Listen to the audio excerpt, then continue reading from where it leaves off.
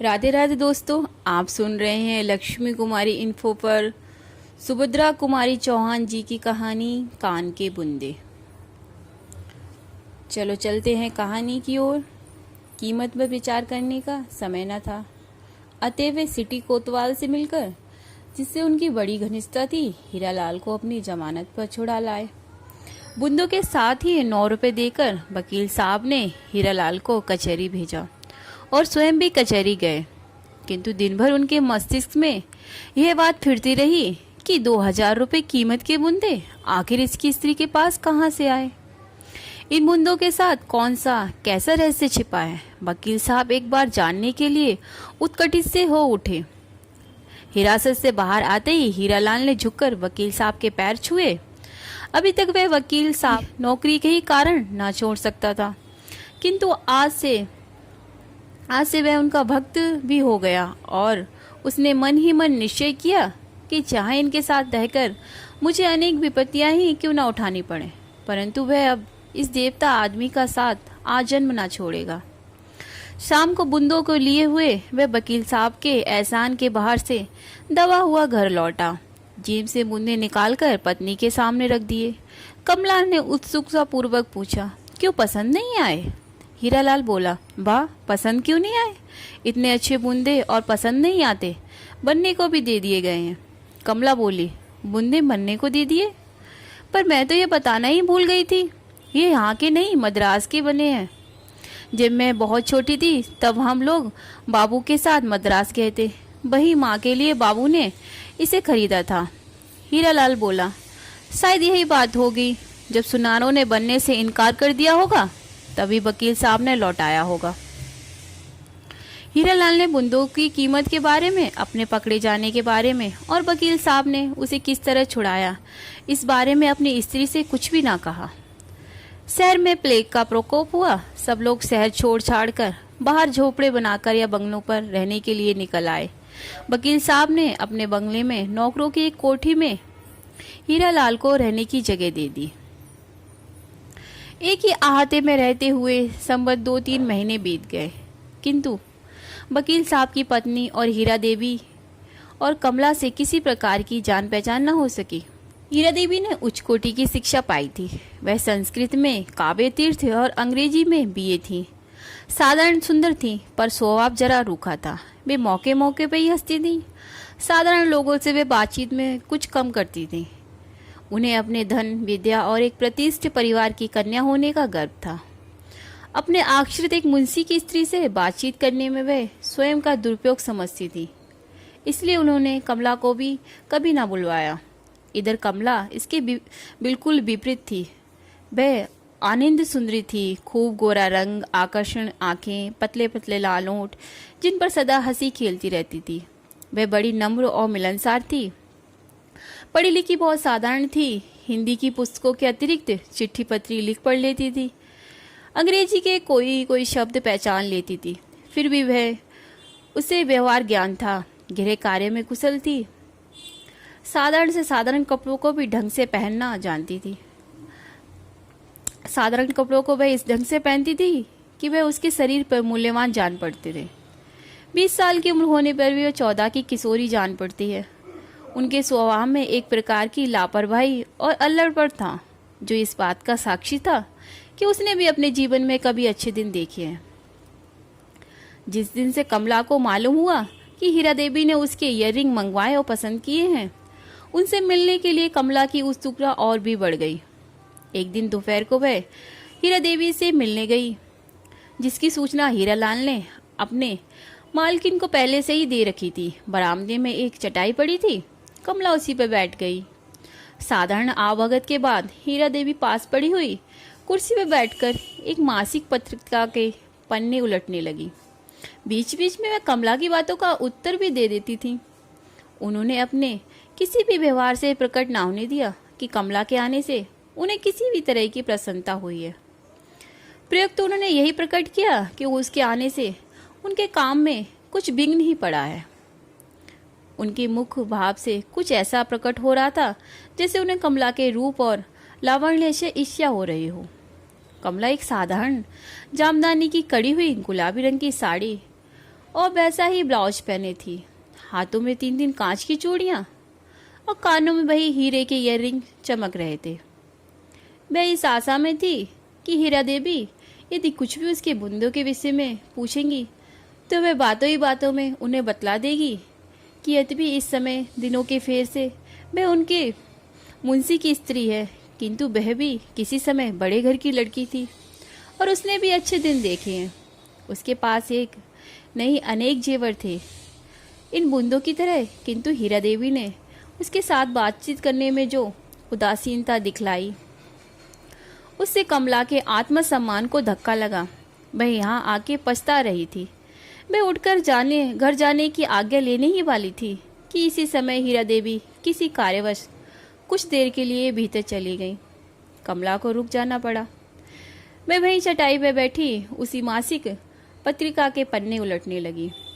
ठीक इसी समय वकील साहब ने घर में प्रवेश किया।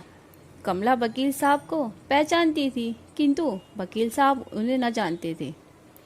कमला उठकर खड़ी हो गई। वह कहीं छिप जाने का स्थान ढूंढने लगी। इधर वकील साहब को एक संभ्रांत महिला को इस तरह बरामदे में चटाई पर बैठना कुछ अपमानजनक मालूम हुआ। पहले तो वह उल्टे पांव बाहर लौट जाने वाले थे, परंतु न जाने क्या सोचकर उन्होंने कमला को संबोधन करके कहा, आप यहाँ क्यों बैठी हैं? आई ड्राइंग रूम में बैठिए, मैं उन्हें बुला लेता हूँ। कमला ना बोली। चित्त छाया की तरह वकील साहब के पीछे पीछे जाकर ड्राइंग रूम में बैठ गई। सच बात तो यह थी कि हीरा देवी की तरफ से इतना निरादर और वकील साहब के द्वारा इतना आदर, दोनों के व्यवहार में इतना अंतर देखकर कमला कुछ विस्मित सी हो गई। वकील साहब ने अंदर जाकर पत्नी से कहा, फिर बाहर आकर बैठ गए। हीरा देवी ने समझा कि कोई मिलने आया होगा, इसलिए वह अपने कपड़े बदलने लगी। कपड़े बदलकर रसोई को चाय तैयार करने के लिए कहकर वह ड्राइंग रूम में आई, किंतु वहां किसी और को नहीं, कमला को ही पति के साथ खुले मुंह मसमला कोच पर बैठे देखकर हीरा देवी के शरीर में आग लग गई। वह कुछ बोली नहीं, रूह के भाव से आकर वहीं दूसरी कोच पर बैठ गई। उनके आते ही कमला उठकर खड़ी हो गई। उनकी ओर लच करके कहा, अब आज्ञा दीजिए, मैं घर जाऊं।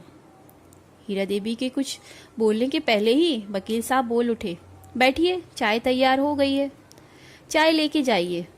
एक तीव्र दृष्टि से पति की ओर देखकर हीरा देवी ने कमला से कहा, हाँ, चाय पी के ही जाना, तैयार तो हो गई है। पर कमला रुकी नहीं। कमला की सुंदरता की छाप वकील साहब के हृदय पर प्रथम दृष्टि में ही पड़ गई, इसलिए वह सबकी नजर बचाकर कभी कभी कमला के मुख की ओर देख लिया करते थे। किसी बुरे भाव से नहीं, वे सौंदर्य पाशक थे। प्रत्येक सुंदर वस्तु को देखना उनकी दृष्टि में आवश्यक था। शिष्टाचार के तौर पर कमला के जाते समय हीरा देवी ने उसे कभी कभी आते रहने के लिए कहा। कमला इस कृपा के लिए उन्हें धन्यवाद देकर अपने घर गई। कमला के जाते ही पत्नी पर तिरस्कार सूचक दृष्टि डालकर वकील साहब ने पूछा, ये कौन थी? वहां चटाई डालकर बैठा दिया। इतना बड़ा ड्राइंग रूम किस लिए है? हीरा देवी भी उसी भाव से तीव्र स्वर में बोली, तुम तो क्या चाहते हो, मैं नौकरों चाकरों को भी अपने साथ ही कुर्सी पे बैठाया करूं? यह तो तुम्ही से होगा, मैंने तो ये नहीं सीखा। फिर भी अब वाद विवाद करने का क्या तात्पर्य है, जब तुमने उसे बुलाकर अपने पास कुर्सी पे बिठा ही लिया था? वकील साहब ने उत्सुकता से पूछा, नौकर चाकर से तुम्हारा क्या तात्पर्य है? हीरा देवी ने रुखाई से कहा, यह मुंशी की तो स्त्री है ना, नौकर चाकर नहीं तो क्या मेरी हमजोली है? वकील साहब कुछ नम्र होकर बोले, मुंशी जी की स्त्री सही, हीरालाल मेरा मुंशी है, उसकी स्त्री तो नहीं है। उसके साथ तुम्हें नौकरों सा बर्ताव कदापि नहीं करना चाहिए। जो सम्मान करना जानता है वह सम्मान पाता भी है। फिर गरीबों का सम्मान तो धनिकों से अधिक करना चाहिए। यदि तुम उसे अपने साथ पहले से ही ड्राइंग रूम में लेकर बैठती तो तुम्हारे सम्मान में कुछ भी अंतर ना आता। तुम्हारे विषय में वह ऊंचे विचार लेकर ही जाती। हीरा देवी अब झुलझला उठी, क्यों तंग किए जा रहे हो? मुझसे नहीं बन पड़ता, तुम तो कर ही दिया ना, फिर अब अफसोस किस बात का है? और इतने में भी संतोष ना हो, जाके उसके आंसू पोंछाओ। मुझे कोई शिकायत ना होगी कहकर हीरा देवी उठकर दूसरे कमरे में चली गई। मेज पर चाय ठंडी हो रही थी। उस तरफ न वकील साहब का ध्यान था न हीरा देवी का। हीरा देवी के जाते ही वकील साहब थके हुए से एक कोच पर लेट गए। बात बात पर वह स्त्री के वाद विवाद और तर्क से थक गए थे। विवाह से पहले जब उन्हें मालूम हुआ था कि उनकी भाभी स्त्री ग्रेजुएट हैं, संस्कृत में काते तीर्थ हैं, तो उन्हें न जाने कितनी प्रसन्नता हुई थी। अपनी कल्पना जगत में उन्होंने अपने एक छोटे से सोने के संसार को देखा, जिसमें संयोग से गृहस्थनी नंदनवन हो जाती है। इसी सुस्वप्न को देखते देखते वे विवाह के बंधन में बंध गए और उन्होंने अपने भाग्य की सराहना की। मित्रों ने बधाई के पुल बांध दिए। नववधु अधिक सुंदर ना थी पर सुशिक्षित थी, इसका वकील साहब को गर्व था। आज उनका गर्भ धूल हो चुका था। रह रहकर उन्हें ऐसा जान पड़ता था जैसे उन्होंने कोई बहुत बड़ी भूल कर डाली हो, जिसका कोई प्रतिकार नहीं। पत्नी के उदंड स्वभाव से वह बहुत असंतुष्ट थे। हीरा देवी में उन्हें स्त्रोचित गुण ढूंढने न मिलते थे। स्त्री से अधिक संकोच और सील की मात्रा उनके ही स्वभाव में ही थी, जिसके कारण वह स्त्री से कभी कुछ कह सुन ना सकते थे। और कहते भी तो कैसे? हीरा देवी आखिर उनसे किस बात में कम थी? वे वकील थे। हीरा देवी भी कुछ दिनों तक पटना के गर्ल्स स्कूल में प्रिंसिपल रह चुकी थी। वकील साहब बीए LLB थे, तो हीरा देवी भी BA BT थी। विद्या, डिग्री या रुपया कमाने की कला। वकील साहब से हीरा देवी किसी बात में तिल भर कम ना थी। फिर उनसे वे किस बात में दबती, और दबती भी कैसे? उन्होंने स्त्रियों के समानाधिकार पर बड़े बड़े लेख लिखे थे और तर्क के द्वारा ये सिद्ध कर दिया था कि स्त्री पुरुष का प्रत्येक बात में समान अधिकार है। किंतु वकील साहब से कोई पूछता, इस समान अधिकार का परिणाम उनके हक में कैसा सिद्ध हुआ है? वे तो जानते ही ना थे कि गृहस्थ सुख कैसा होता है। वे तरस रहे थे। हीरा देवी उनके लिए एक मित्र की तरह थी। बाकी घर का सारा काम तो नौकर करते थे। हीरा देवी ग्रेजुएट थी। वे इन छोटी छोटी बातों में अपने अमूल्य समय को नष्ट ना कर सकती थी, और ना कभी वकील साहब की ही हिम्मत पड़ती कि उनसे किसी काम के लिए कहते। 100 की जगह 200 खर्च होता, पर एक दिन भी उन्हें अच्छा भोजन ना मिलता। वैसे तो सामने थाली में कई चीजें होती थी, पर सब बेस्वाद नीरस जैसे तैसे पेट भरते थे। हीरा देवी पहले ही बार गर्भवती हुई थी। प्रसव के लिए उन्होंने अपनी माता के पास जाना उचित समझा। वकील साहब ने इसे ज्यादा ठीक समझा, क्योंकि यहाँ इनके घर दूसरी कोई स्त्री ना थी। अतीव गर्भ के 6ठे मास में ही हीरा देवी अपनी माँ के घर चली गई।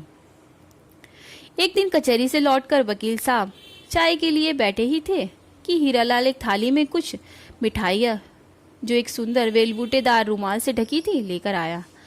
बोला, घर में बनाया था। तो मैंने कहा, थोड़ा सा आपके लिए भी ले चलूं। बहू जी तो है नहीं, अब आपके लिए कौन बनाता होगा? वकील साहब ने मन ही मन सोचा, ये थी भी तो कब बना दिया करती थी।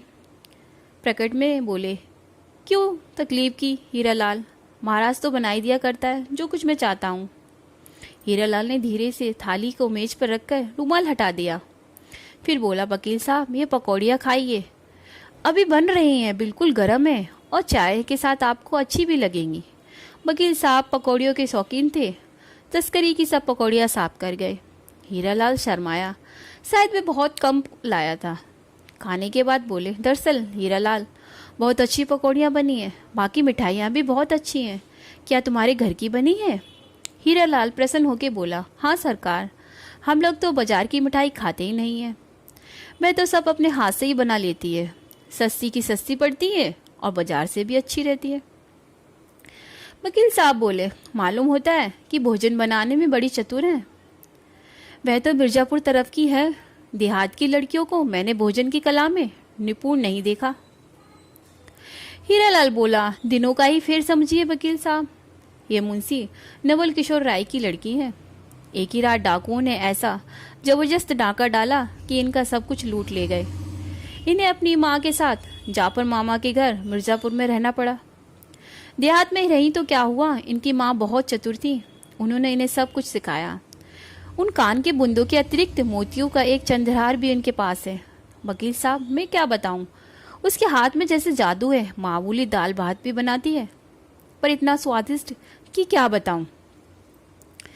वकील साहब आश्चर्य से बोले, अच्छा ये मुंशी नवल किशोर राय की कन्या है। वह तो इलाहाबाद के बड़े भारी वकीलों में से थे, तभी ये इतनी चतुर हैं। हीरालाल ने प्रसन्नता का भाव जाहिर करते हुए कहा, वकील साहब गुस्ताखी माफ हो, एक अर्ज करता हूँ, आप कल सवेरे मेरे झोपड़े में ही भोजन कीजिए, हम गरीबों के भोजन का भी स्वाद लीजिए। वकील साहब को अपने मुंशी के यहाँ भोजन करना जरा उचित ना मालूम हुआ। बोले, क्यों तकलीफ करते हो हीरालाल, ये जो इतनी चीजें लाए हो ये मेरे कल तक के लिए काफी है, फिर क्यों तकलीफ करते हो। हीरालाल बोला, इससे तकलीफ की क्या बात है वकील साहब, उसका स्वभाव तो ऐसा है कि अगर 10 खाने वाले आ जाएं तो उससे दूनी खुशी होती है। सुस्ती तो उसमें नाम की नहीं है, और खाने वालों को खिला पिला के चाहे उसके खाने के लिए एक और भी ना बचे, उसे बड़ा संतोष होता है। वकील साहब बोले, अच्छा भोजन तो तुम्हारे घर का मैं स्वीकार कर लेता हूँ, पर मैं वहाँ खाने ना जाऊँगा, तुम खाना यहीं ला देना। हीरालाल खुशी खुशी अपने घर गया। वकील साहब कपड़े पहन के क्लब गए। क्लब से उस दिन वकील साहब जल्दी ही लौट आए। उनका जी वहाँ भी ना लगा। एक अजीब तरह की परेशानी उन्हें तंग किए डालती थी। भोजन के लिए महाराज पूछने आया। कई बार पूछने पर जैसे सोते सोते चौंक कर उन्होंने जवाब दिया, नहीं। महाराज इस नहीं का अर्थ कुछ भी ना लगा सका। फिर दोबारा से पूछा, साहब भोजन लाऊं क्या। वकील साहब झल्ला उठे, बोले, अभी कहा था मत लाओ, क्या एक बार में कहने से समझ नहीं आता। महाराज चुपचाप चला गया। उस दिन किसी की हिम्मत वकील साहब से बोलने की ना हो सकी। किंतु 9 बजे रात को फिर हीरालाल दरवाजा खटखटाता हुआ पहुंचा। वकील साहब इतनी रात को उसके आने का कारण समझ गए, फिर भी और दिनों की तरह वे उससे झिझक ना सके।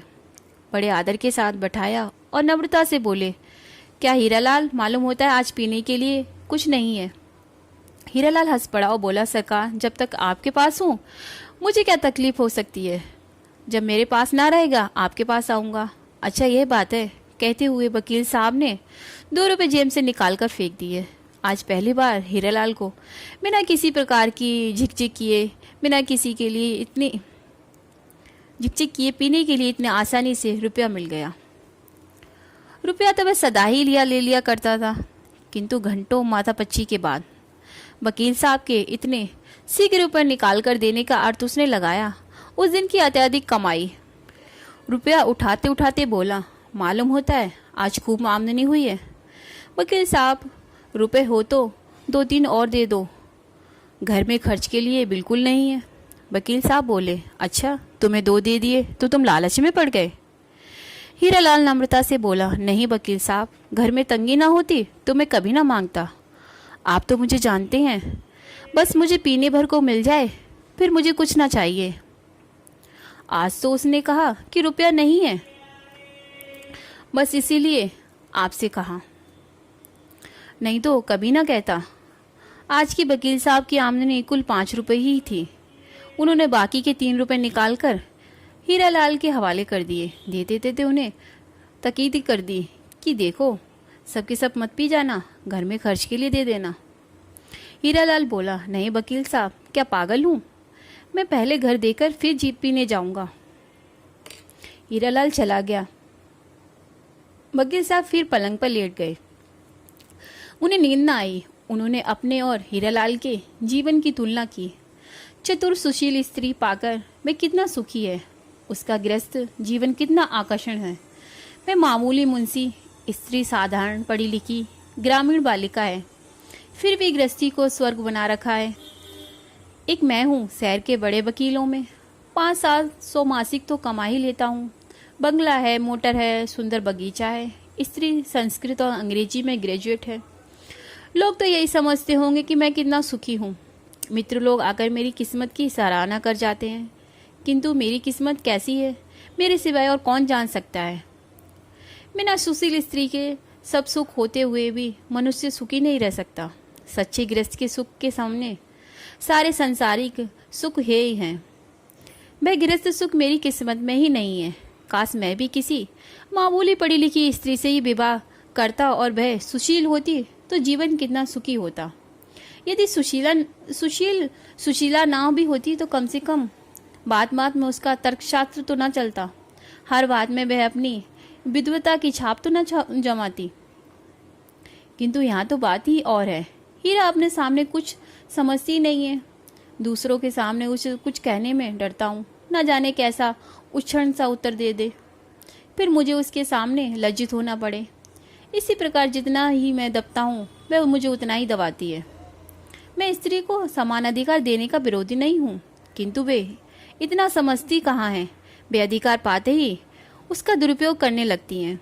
स्त्रियों के लिए कोमलता, लज्जाशीलता और नम्रता बहुत आवश्यक है, पर यह बातें हीरा में कहाँ हैं। किंतु इसमें हीरा का दोष तो उसकी शिक्षा का है। फिर मैं शिक्षा को भी दोष कैसे दूं?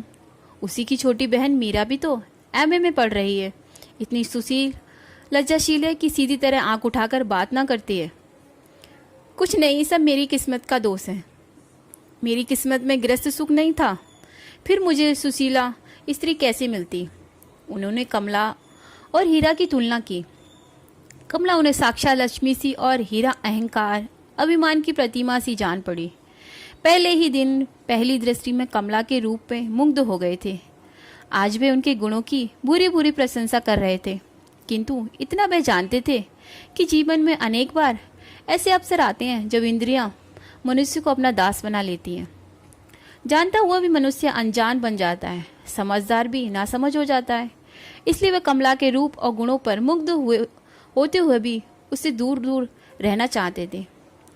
वे उस पवित्र फूल को, जिसका सौरभ उन्हें बहुत प्रिय था, छूकर अपवित्र करना चाहते थे। इसलिए वे पास भी आने से डरते थे। संभव है पास पहुंचकर वे छू लेने के लोभ को सावरण ना कर सके, तो फिर उसका परिणाम क्या होगा? उसके भयंकर दुष्परिणाम को काला चित्र वकील साहब की आंखों के सामने खिंच गया।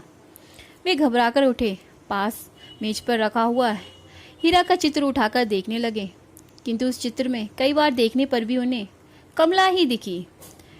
वे घबराकर इधर उधर करवटें बदलते रहे, अंत में ही निश्चय करके कि मैं सवेरे हीरालाल के यहाँ भोजन के लिए आज सुकृति भेज दूंगा। ना जाने कब उन्हें नींद आ गई। सवेरे जब वकील साहब सोकर उठे तो दिन चढ़ आया था। हीरालाल अपने कई मुकबलों के साथ वकील साहब की इंतजारी में बैठा था। वकील साहब उठे कहाँ तो सोने से पहले ही उन्होंने ये निश्चय किया था कि हीरालाल के घर का भोजन अस्वीकार कर देंगे। चाय पीते पीते महाराज से बोले कि मैं आज यहाँ खाना ना खाऊंगा, मेरे लिए ना बनाना। और खाना बनाना ही किसके लिए था? महाराज को बिना मांगे ही छुट्टी मिल गई। इधर भोजन के समय जब हीरालाल वकील साहब से पूछने आया, उन्होंने कहा चलो वहीं चल के खा लेता हूँ, तुम भी घर रहोगे, बार बार दौड़ने से बचोगे। हीरालाल और चाहता ही क्या था। वकील साहब को लेकर अपने घर पहुंचा।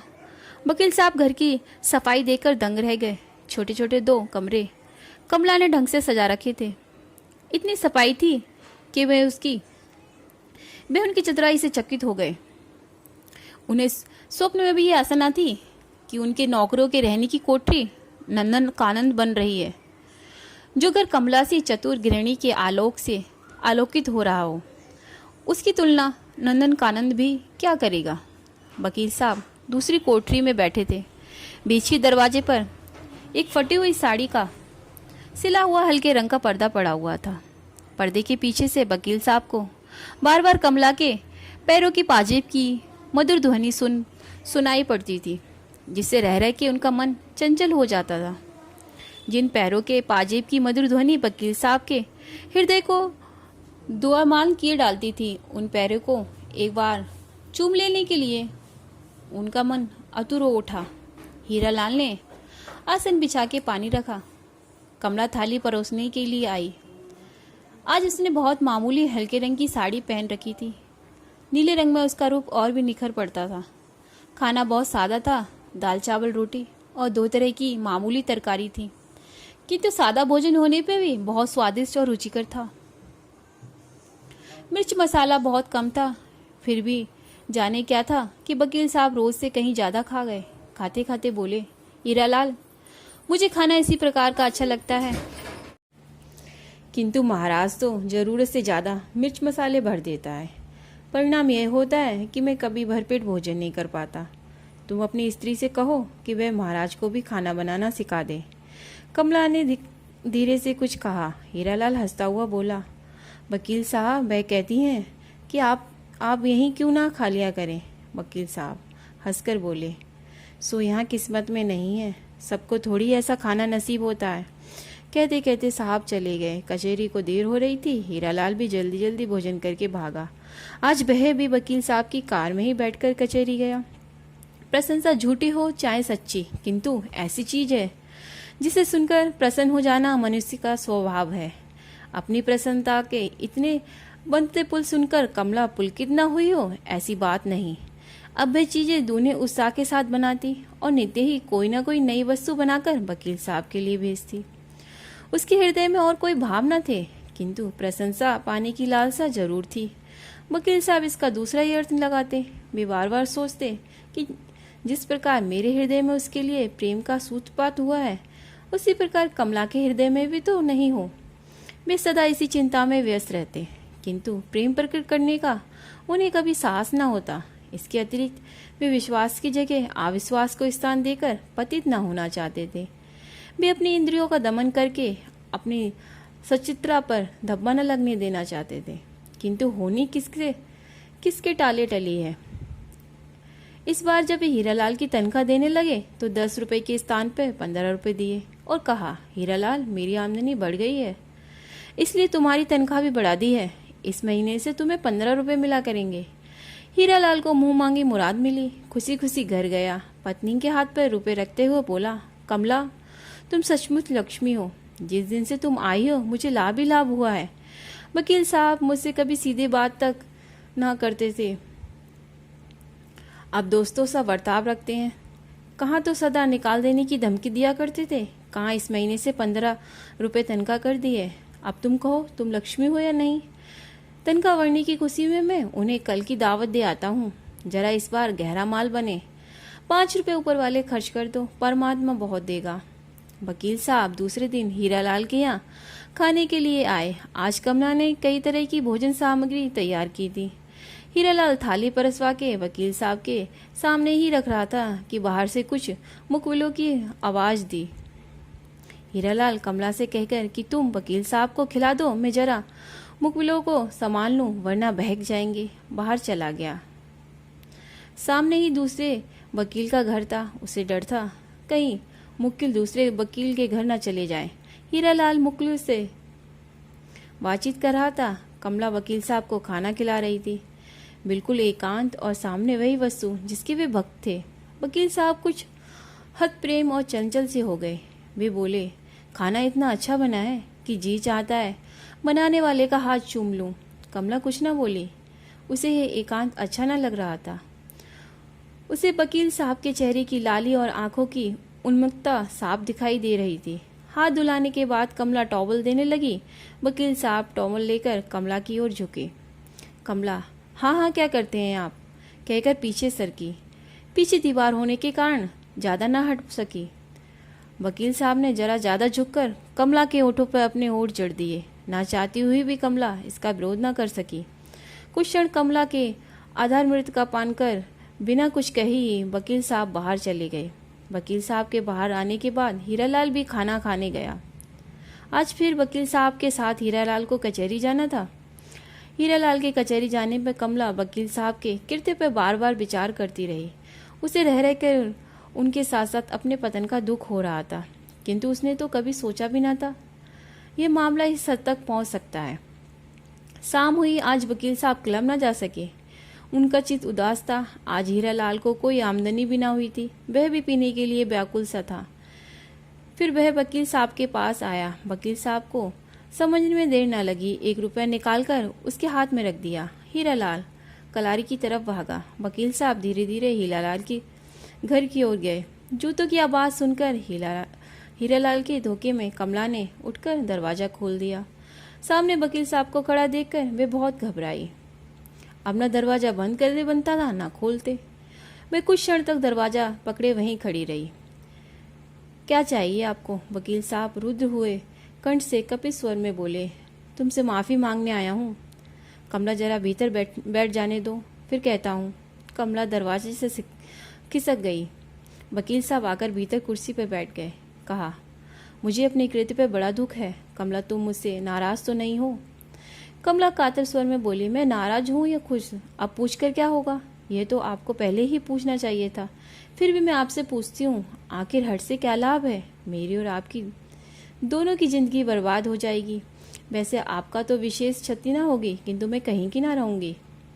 वकील साहब ने भरवाए स्वर में कहा, कमला, मैं तो पागल हो रहा हूँ। मेरी दवा तुम्हें छोड़कर कोई नहीं कर सकता। वैसे आज जो कुछ भूल हुई उसे तुम क्षमा करो। तुम्हारी इच्छा के विरुद्ध में तुम्हें कभी हाथ ना लगाऊंगा। रही तुम्हारे जीवन बर्बाद होने की बात, सो मैं तुम्हें विश्वास दिलाता हूँ कि मैं हीरालाल को कभी किसी हालत में अलग ना करूंगा और तुम्हारा जीवन मेरे जीते जी कभी बर्बाद नहीं हो सकता। कमला ने दीन भाव से पूछा, फिर भी ये कहाँ तक उचित है कि जो आदमी आपका विश्वास करे उसी के साथ अविश्वास करें?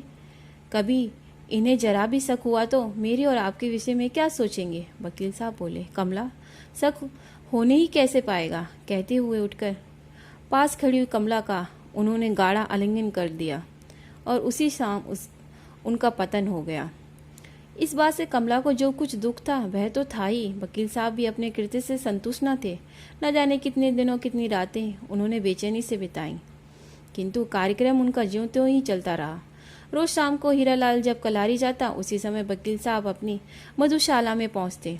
ये क्रम महीनों चलता रहा, किंतु हीरालाल कुछ भी न जान सका। धीरे धीरे कमला को गर्व के लक्षण प्रकट हुए। विवाह को 9 साल हो चुके थे। इतने दिन बाद ही सही, हीरालाल ने उम्मीद छोड़ सी दी थी, किंतु जब उसे मालूम हुआ कि कमला गर्भवती है तो उसे बेहद खुशी हुई। उसने मन ही मन सोचा, वकील साहब के यहाँ लड़का हुआ तो इधर भी ईश्वर ने भेज दिया। इसमें क्या रहस्य है, बेचारा हीरालाल ना जानता था।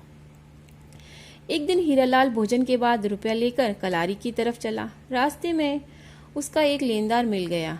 उसे हीरालाल से 10 रुपये लेने थे। हीरालाल को देखते ही उसने 10 तो सीधी सीधी सुनाई और रुपए छीन लिए। अब कलारी जाके हीरालाल क्या करता तो क्या, लाचार घर की तरफ लौट पड़ा। घर आकर अपने घर में उसने वकील साहब को बैठा पाया।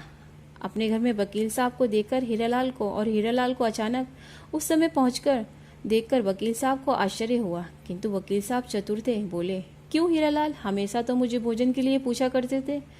आज जब मुझे घर में ढंग का खाना ना मिला तो पहले ही खा पी कर बैठ गए। हीरालाल बोला, अरे तो बन जाएगा साहब।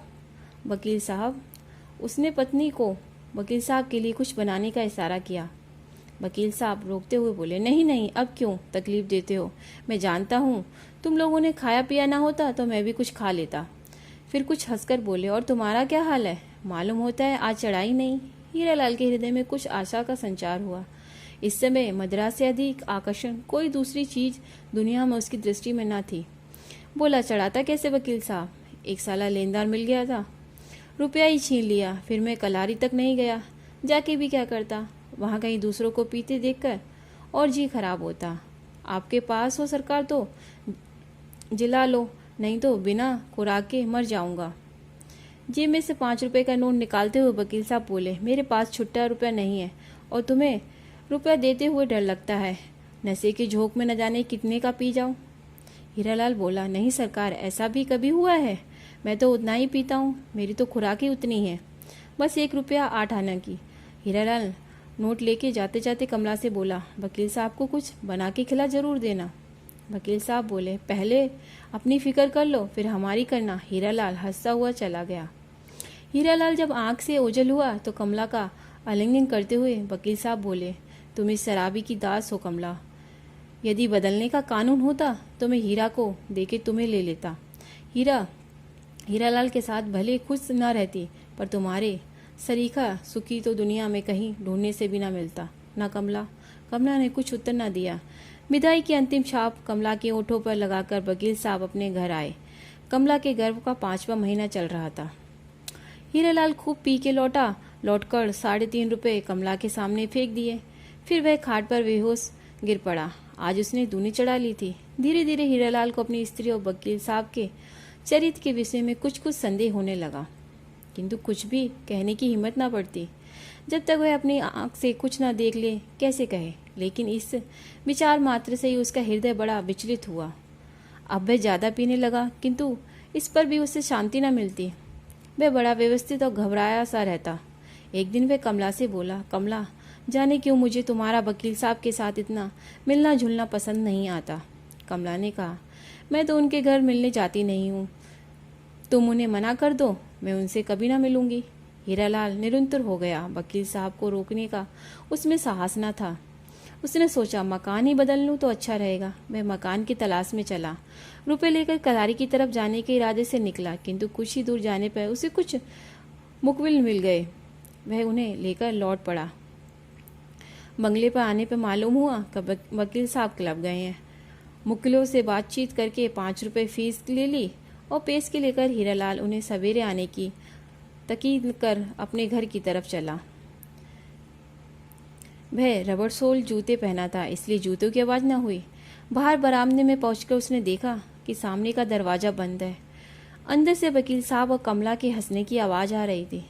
वह चुपचाप कुछ क्षण तक खड़ा रहा। उसने सुना कमला कह रही थी, लड़की हो या लड़का है तो तुम्हारा ही, उसकी पूरी जिम्मेदारी तुम्हीं पर रहेगी। मैं यह ना देख सकूंगी कि तुम्हारा बच्चा मोटर पर बैठकर स्कूल जाए और दूसरा पैर घसीटता हुआ जाए। वकील साहब बोले, पगली हो, तुम्हें भी यह ना रहने दूंगा। मैं तुमको लेके भाग जाऊंगा। वकालत, मकान, बगीचा सब हीरा और हीरालाल के लिए छोड़ जाऊंगा। मेरे पास बस तुम रहो। मैं दुनिया की सारी संपत्ति को ठुकरा दूंगा। मोटर में अपने बच्चे के लिए साथ रखूंगा। कहीं भी रहूंगा, कमा खाऊंगा। होना तैयार इस बात के लिए? कमला हंस पड़ी। हीरालाल अधिक न सुन सका। संताप से वह पागल सा हो रहा था। उसने जोर से एक ठोकर दरवाजे पर लगा दी। दरवाजा अंदर बंद था। वह क्षण भर भीतर न ठहर सका। तेजी के साथ आहते से बाहर निकल गया।